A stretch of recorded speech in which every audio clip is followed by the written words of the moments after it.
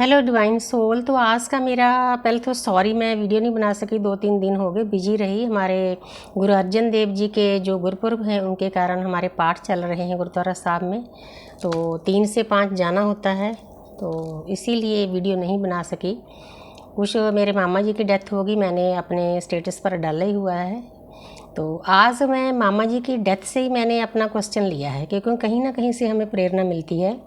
तो मेरा कहने का मतलब है कि हम सब बोलते हैं, हमें पता नहीं होता डीप इसका कारण क्या है। हम कहते हैं कि हमारा बच्चा नाना जैसा है, दादा जैसा है, तो अकेला शक्ल ही वैसी नहीं होती, तो हम अपने जो पितर होते हैं, बुजुर्ग होते हैं, उनके डीएनए से 7 पीढ़ियों से हम कुछ ना कुछ लेते हैं। जैसे कुछ देखो, जो इंसान 5 तत्वों में आया है, 5 तत्वों के शरीर में आया है, चाहे हम हैं चाहे हमारे बुजुर्ग हैं, हमने भी इस लाइफ में बहुत सारी गलतियां की हैं। तो इंसान गलतियां करता है, वैसे ही हमारे बुजुर्गों से भी गलतियां हो जाती हैं, तो वो पीढ़ी दर पीढ़ी हमारे डीएनए में आती रहती है। किसी को लाने की ज़रूरत नहीं होती, ऑटोमेटिकली आती है। जितने भी हमारे बुजुर्ग हमारे जहाँ से चले गए हैं, हमसे दूर हैं, उनका वो आज भी हमारे डीएनए में विराजमान है, वो कहीं दूर नहीं गए। क्योंकि मैंने कई बार बताया है कि जो आत्मा होती है उसका बिल्कुल एक छोटा सा हिस्सा, जैसे कि तीली की माचिस की तीली के ऊपर मसाला लगा होता है, उतना होता है आत्मा का स्वरूप। तो सोचकर देखो उसको कितनी जगह चाहिए। तो इसीलिए सभी की आत्मा का थोड़ा थोड़ा अंश हमारे अंदर होता है। तो वहाँ से हम अच्छी चीज़ें भी लेते हैं, जो जेनेटिक प्रॉब्लम होती है, कई बीमारियाँ भी आती हैं, कई हमारी जो नेचर होती है वो भी आती है, जो उन्होंने दुख दर्द सहे हैं वो भी हमारे साथ साथ में आते हैं, और जो उन्होंने साधना की है वो भी हमारे साथ आती है। मेन टॉपिक मेरा यही है कि अब जो मैं आपके सामने बैठी हूँ, मैं बोल रही हूँ, मैं लाइट को स्प्रेड कर रही हूँ जितनी परमात्मा ने मुझे दी है, इसका भी यही कारण है कि मेरे बुजुर्गों का आशीर्वाद है, उनके डीएनए के द्वारा मेरे अंदर ये चीज़ें आई है। पास्ट का तो हमें पता नहीं, लेकिन इस जन्म में जितने भी बुजुर्ग हमारे धार्मिक थे, उनमें से सबसे पहला मैं अपनी ग्रैंड मदर का नाम लूँगी। मेरे दादी जी सुबह 2:30-3 बजे उठकर गुरुद्वारा साहब खुद संतों को उठाते थे। संत बोलते थे कि माई सोने नहीं देती। सोच कर देखो कितनी उनके अंदर ये प्रेम था गुरुद्वारा साहब के लिए, कि सुबह उठकर, मतलब हाइट बहुत उनकी ज़्यादा थी, बहुत सुंदर थे, कमर झुकी हुई थी, तो एक स्टिक के सहारे चलते थे, लेकिन फिर भी जाते थे सबसे पहले उठकर नहाकर। पता नहीं इतनी हिम्मत कहाँ से आती थी, क्योंकि हम तो तब छोटे थे। तो वाइट वाइट एक देवताओं जैसे उनके कपड़े होते थे, तो बहुत अच्छा लगता है सोचकर के कितने वो प्योर आत्मा थी। तो उसके बाद फिर, क्योंकि मेरा कहने का मतलब है कि वहाँ से शुरू हुआ, हालांकि उससे पास्ट में भी शुरू हुआ है कितनी पीढ़ियों से, 7 पीढ़ियाँ मैंने बोला है, लेकिन जितना हमें याद है कि वो इतने धार्मिक थे, इतना नाम जपते थे। उनका नाम भी राम कौर था। राम कौर कोई ये छोटी बात नहीं नाम होना। तो जो मेरे दादाजी थे उनका नाम नारायण था। मतलब मेरे रोंगटे खड़े हो जाते हैं, मुझे ऐसे लगता है कि वो हमारे आसपास हैं, आशीर्वाद दे रहे हैं। राम कौर नारायण, परमात्मा के नाम। तो वो उनको बहुत श्रद्धा थी। तो मेरे फादर 4 बजे उठकर जाते थे गुरुद्वारा साहब, मेरी मदर 5 बजे, और मेरी मदर इन लॉ 4 बजे उठकर सुखनी साहब के 2 पाठ कर देते थे। सेवा भाव उनके मन में इतना था, इतने दयावान थे, इतना दान करते थे, हम तो उनके मुकाबले कुछ भी नहीं कर सकते। पूरा गांव परमात्मा ने इतना कुछ दिया था। मेरी मैरिज के टाइम हमारा काम बहुत अच्छा चल रहा था, अब भी कोई कमी नहीं है, लेकिन तब ज़्यादा अच्छा था, इकट्ठ था, जॉइंट फैमिली थी। तो पूरे डिस्ट्रिक्ट संगरूर में मतलब लोग हमारा नाम लेते थे कि उन सरदारों का काम इतना अच्छा चल रहा है। तो मेरे मदर इन लॉ पूरा गांव हमारे घर से कुछ ना कुछ लेकर लेकर जाते थे। कोई दूध लेने आ गया, कोई लस्सी लेने आ गया, कोई गुड़ लेने आ गया, कोई चीनी लेने आ गया, किसी चीज़ को जवाब नहीं देते थे, क्योंकि हम तो बोल नहीं सकते थे। तब हमारी जॉइंट फैमिली थी, जो हमारे मदर इन लॉ करते हैं वही ठीक है, क्योंकि सबसे पहले उनका घर है। आजकल की बच्चियां तो कह देती है कि आने के टाइम सास बाहर निकल जाए, हमारा घर है, लेकिन उस टाइम ये नहीं था। तो उनसे हमें प्रेरणा मिली वो प्रेरणा तब तो मिली थी, सेवा भाव जो अब है उन्होंने दिया है, मेरी मदर ने दिया है। मेरी मदर 4 बजे उठकर अपने नानक सर कलेरा साहब पर लंगर नहीं तैयार होता तो 2 टोकरे मतलब रोटियों के बना कर आती थी। पता नहीं इतनी हिम्मत कहाँ से आती थी। हम तो अपनी रोटी बड़ी मुश्किल से बनाते हैं। तो सुबह आकर फिर घर का काम करना। तो ये मेरा कहने का मतलब है कि उनसे हमें आशीर्वाद मिला है।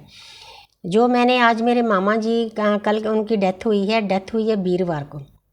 वीरवार बृहस्पति का दिन होता है, गुरु का दिन होता है, जो पूरे ब्रह्मांड के बृहस्पति हैं। मेरे दादी जी की डेथ भी इसी दिन हुई थी। तो वो खुले में पड़े थे एक दरख्त के नीचे। उन्होंने बोला था कि मुझे जहाँ लेकर जाओ, जहाँ पर हमारा बाहर वाला घर था सामने ही हमारी हवेली के। तो वो बोलते कि दरवाजे खोल दो, बारियाँ खोल दो। तो तब हम तो छोटे थे, हमारे मम्मी और मौसी जी थे, सकी मौसी सकी ताई। तो वो बोलते थे कि यहाँ पर तो कोई दरवाजा बारी नहीं। तो फिर बाद में समझ आया कि वीरवार को स्वर्ग के दरवाजे खुले होते हैं। जो भी इंसान वीरवार को जाता है, कहावत है, मुझे नहीं पता इसमें कितना सच है, लेकिन है कहावत है, विश्वास भी है मुझे विश्वास है कि आगे वाले दरवाजे खुलवा रहे थे। और एक तो वीरवार, एक मेरे मामा जी कितने दिनों से मतलब उनके अंदर पानी भी नहीं जाता था, तो उन्होंने दिन भी वीरवार चुना और टाइम सुबह 4 बजे का और तारीख 11। मतलब मैं हैरान हूँ ये तीनों चीज़ें कैसे इकट्ठी हो सकती है। एक तो 11 तारीख, जो हम आध्यात्मिक रास्ते पर चले हुए हैं उनको पता है कि 11 क्या होता है। उस परमपिता परमात्मा ब्रह्मांड का गेट होता है। बहुत पॉजिटिव एनर्जी होती है 11। जब हम साधना के रास्ते पर चलते हैं, हम एंट्री करते हैं इस गेट में, परमात्मा से मिलने का हमारा रास्ता खुल जाता है। तो 11 तारीख 4 पौने 4 बजे का टाइम और वीरवार दिन। मैंने बड़े इस टॉपिक पर कल खुलकर बात की कि हमारे मामा जी तो इतने साधक थे, इतनी साधना करते थे, इतने दयावान थे। इसीलिए मैंने वीडियो में सतयुगी मामा जी बोला कि ऐसे इंसान बहुत कम होते हैं दुनिया में। तो बहुत उन्होंने अपने हिसाब से भजन किया है, लेकिन ध्यान तो नहीं किया, लेकिन नाम जप किया है, हर वक्त करते रहते थे। तो अब भी जब हम जाते थे, हम उनके साथ बात करते थे, तो वो उनको कोई की बातें समझ में नहीं आती थी। सुनता कम था, 95 साल की उम्र थी। तो मशीन उनके सेट नहीं आई। तो उनके पोते पोत उनकी मतलब जो मिसेज है बहुत प्यार करते थे। 3 पीढ़ियाँ 4 पीढ़ियाँ बहुत प्यार करते थे। अब फॉरेन कंट्री से सभी आकर बैठे हुए थे उनकी मतलब देखभाल करने के लिए। नहीं तो आजकल किसी का बात करने का टाइम नहीं, इसीलिए मैं सतयुगी परिवार कहती हूँ। तो मेरे मामा जी के आसपास हम बैठ जाते थे, तो वो उनके अंदर से ना गुरु नानक देव जी और बेबे नानकी का बैराग उत्पन्न होता था। पता नहीं उनको और कोई बात याद नहीं होती थी, तो उनके शब्द याद होते थे, वो शब्द गाने लग जाते थे। जब वो शब्द गाते तो फिर वो रोते थे बैराग में। तो एक बार मैं गई तो वो रो रहे थे, मैं उनके आंसू पोंछ रही थी, तो बहुत अच्छा लग रहा था वो माहौल। हमारा नानका परिवार बहुत अच्छा है, हमें सभी को इकट्ठा करते हैं, जितनी हम बुआ हैं, मौसी की बेटियां, बुआ की बेटियां, सभी को। लोग तो आजकल अपनी बेटियों को नहीं खाना देते, घर में आने देते। तो हमारे परिवार में तो इतना बड़ा परिवार है मेरा नानका परिवार। तो हम 20-25 तो वैसे ही हम लड़कियाँ हो जाती हैं। तो पूरा इकट्ठ करते हैं, बच्चे भी, उनके पोते भी बुलाते हैं हमें। स्पेशल फंक्शन करते हैं हमें मिलाने के लिए। सोच कर देखो तो इससे ज़्यादा सतयुगी परिवार क्या हो सकता है। तो मेरा कहने का मतलब है कि आज जब मैं जहाँ पर बैठी हूँ ना, ये हमारे बुजुर्गों की देन है। अगर हम साधना करेंगे, हमारी जो आगे वाली 7 पीढ़ियाँ हैं, तो वो साधना उनके भी काम आएगी।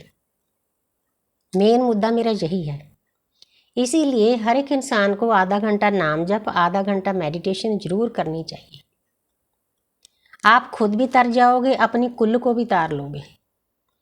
डीएनए के द्वारा जो हमारे बुजुर्ग चले गए हैं इस अर्थ से, उनकी भी इच्छा होती है कि हमारी फैमिली में, हमारी कुल में कोई स्पिरिचुअल हो।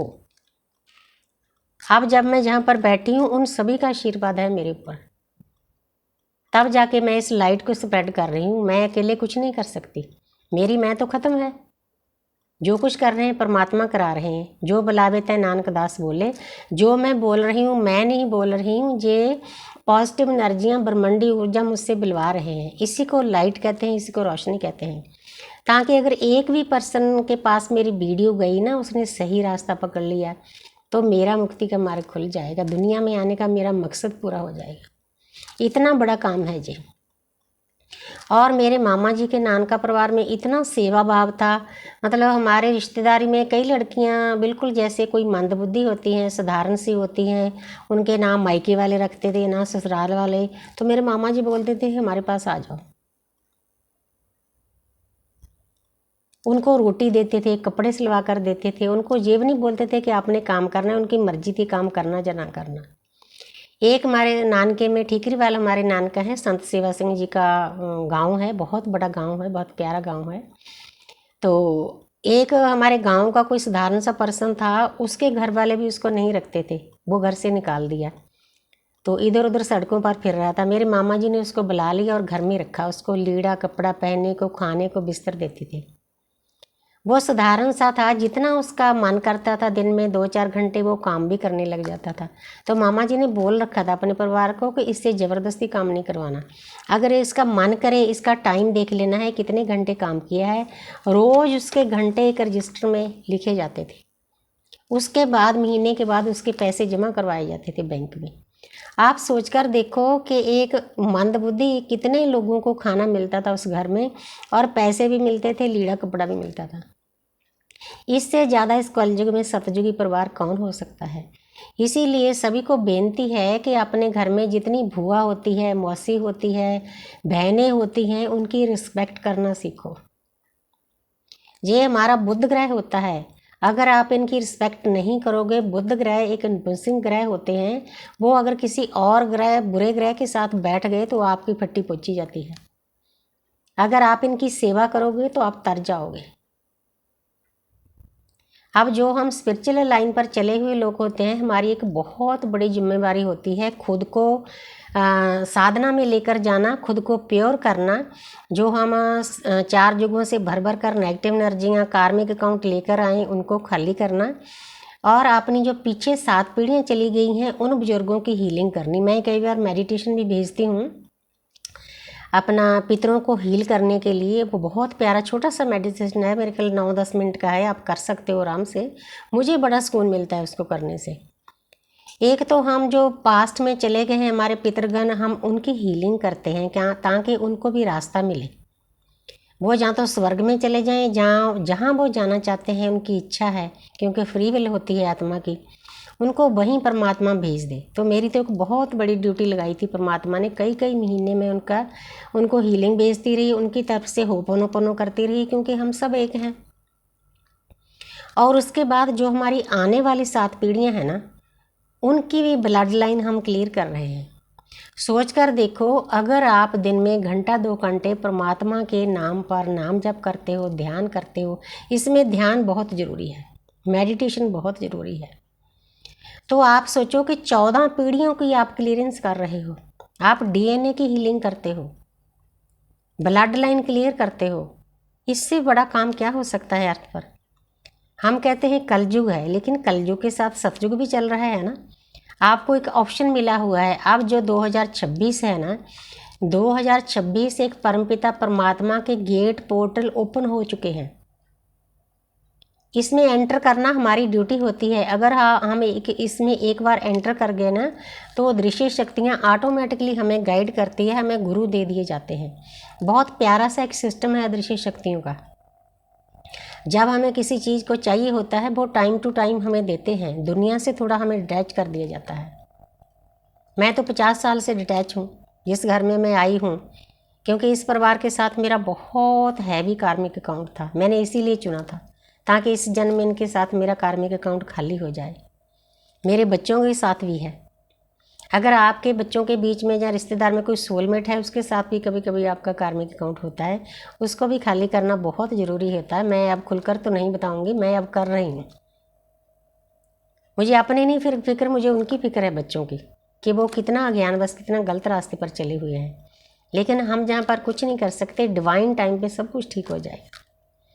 हमारी लाइफ में अच्छा होता है, बुरा होता है, सब कुछ ठीक है, एज इट इज उसको एक्सेप्ट करना ही अवेकनिंग होती है। आपके ऊपर उसका कोई असर नहीं होना चाहिए। हालांकि थोड़ा सा हुआ मेरे ऊपर, लेकिन मैं शुक्रिया अदा करती हूँ उस परमपिता परमात्मा का कि उतना नहीं हुआ, नहीं तो मैं रो रो कर पागल हो जाती। जिस स्टेज से अब मैं गुजर रही हूँ तो मेरे ऊपर किसी चीज़ का कोई अफेक्ट नहीं है। मुझे तरस आता है उन आत्माओं के ऊपर जो किसी के साथ बुरा सलूक करते हैं।